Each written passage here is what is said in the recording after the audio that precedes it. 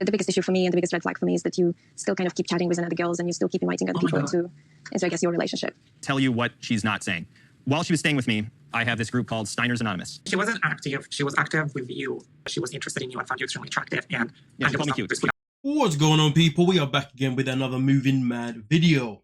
And you know what I find so interesting about Christian? Christian just seems to think that the world revolves around him. I mean, look at it this way. You've gone in your Discord little group thing, and a woman has made it abundantly clear that she's attracted to you. And you think that is not going to concern the woman you're with? I mean, listen, for me personally, if I'm in a relationship with somebody and I've got a woman who's chasing my ass, one thing that I can tell you now that I would definitely do is block that person. I don't need that person in my life. If you want to be in my life and you want to be the opposite sex, that is fine, but it has to be on a cordial friendship level. You cannot be on a level where you're trying to flirt with me or you're trying to make advances to me, because that is not acceptable. So the fact that Christian thinks that it's a-okay is bizarre to me. He needs to really take accountability for his surroundings and his actions. You're trying to justify your actions. Like you're making excuses instead of like owning it. I wouldn't justify it. I didn't feel like I was doing anything wrong. Do you now? Only because it affected Cleo. The fact that he thinks the issue is that it affected Cleo is a problem. No, buddy. It affected your relationship. People forget this. Once you're on a commitment, anything that happens in your relationship that is both good or bad, it affects both people in the relationship. If somebody's happy, you're both happy. Okay, give or take. If somebody's unhappy, then you're both unhappy, give or take, right? That's the whole idea of a relationship, that's the whole idea of a commitment. You share your emotions, both up and down and anything else, for the most part. Not all the time, but a lot of the time, okay? And in this situation here, he's in a situation where Cleo is upset about the fact that you continuously allow yourself to entertain women when in reality you really don't need to. And to make it worse, entertain women by you actually going towards them rather than them coming to you. And even when they do come to you and they compliment you, instead of shutting it down or whatnot, you think it's a-okay to still have that person around. That energy is not healthy energy for your relationship. That energy is not healthy relationship to keep you and your person happy. And the fact that he's ignoring this, or the fact that he doesn't even realize this, is bizarrely weird to me. Christian, buddy, you need to do better. The world does not revolve around you. Just because you are a introvert, it doesn't mean that you have to entertain every single person on this freaking planet. Well, I say that. It doesn't mean you have to entertain every single woman, because right now, your track record is women and not necessarily people. And it's crazy because he keeps referencing people when we've only seen him interact with women.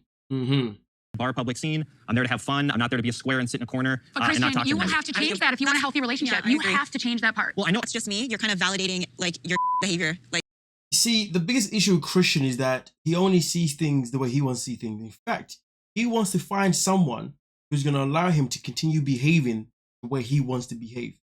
And that is extremely unhealthy. The fact that he thinks that it's okay for him to pretty much disrespect his woman multiple times by entertaining other women is wild to me. And then to say that it is a part of his personality, I mean, listen, there's a lot of people in this world who are people, right? There's a lot of people in this world that love to talk to everybody. Yeah, I get it. That is a thing. But if that part of you is the reason why you're single, or the reason why in this situation you may be single, you got to look at the situation and understand that sometimes in life, you have to set boundaries even for yourself. I feel like sometimes when people talk about boundaries, they focus on other people setting boundaries for them. But in reality, there are many times in life that we have to set boundaries for our own self. Because to progress and to evolve in life, we have to give ourselves our own boundaries. Do you know what I mean? So therefore, people don't cross the line of ourselves, and also we don't cross the line within ourselves. Christian is failing to do that. It's not that hard. Just set boundaries. If you want to be with Cleo, set boundaries that you know are going to be respectful. Set boundaries that you know are going to be able to keep your relationship healthy. Not be this person that has no boundaries, and each time you get in trouble or whatever, you're just going to wheeze your way out with your words.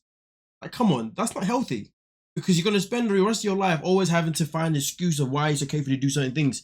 When in reality, you can spend a life where you can just set boundaries and be like, you know what, I have to stick by these boundaries because these are only going to help me grow, but also at the same time, it's going to help me and my partner be together in a more peaceful way. Do you know what I mean? Come on, it's not rocket science. She communicated with you that it made her feel uncomfortable. That's when I think you should have maybe been walking a little bit on eggshells and respected her and what she asked of you. See, that's the problem. He doesn't see it as a sign of disrespect. He doesn't even see it as if he's making any issues. He sees it as, okay, she voiced it, but this is still who I am, and I'm still going to do what I want to do, which therefore is a blatant disrespect to Cleo. Hey, tell Christian that, and he'll find a way to weasel himself out of it and word it in a way that makes it like, In fact, his reason was very simple and very annoying. His reason was, well, we only just had that conversation once. I wasn't going to be able to change things just like that. Yeah, but it's not a case of changing things like that, is it? It's the fact that you've had a fresh conversation, so therefore it should be in your head. And the fact that it's fresh in your head means you have an opportunity to go out somewhere and actually put into play. And putting in play would be keeping yourself to yourself, or maybe talking to some guys. How about that? If Christian stayed exactly the same way, what you've seen on a loop, talking to the girls, the whole deal, could you be happy in this relationship? There is a question that I haven't really asked Cleo. It would have to be in person. I just cannot believe this. This is the most surreal thing in my life. All right, boom. So Cleo's asked the question. If Christian stays the way he is, are you still going to want to be with him? Cleo's like, well, I need time to process this question, so I have to have an answer at another point. And then what does Christian do? All of a sudden, he then pops out a proposal. Well, not a proposal, but like a pre-proposal. Basically says that, well, I don't really want to come to the UK because I want Cleo to come here. So when she comes here, I can then propose to her. What is the difference of him proposing to Cleo in the UK compared to proposing to Cleo in the States? I guess the only difference would be if he was to propose in the States, then that means it's a quicker process of her getting a visa to stay in the States for a longer period of time. Maybe that's the goal. But at the same time, though, have they had a conversation about where they would live?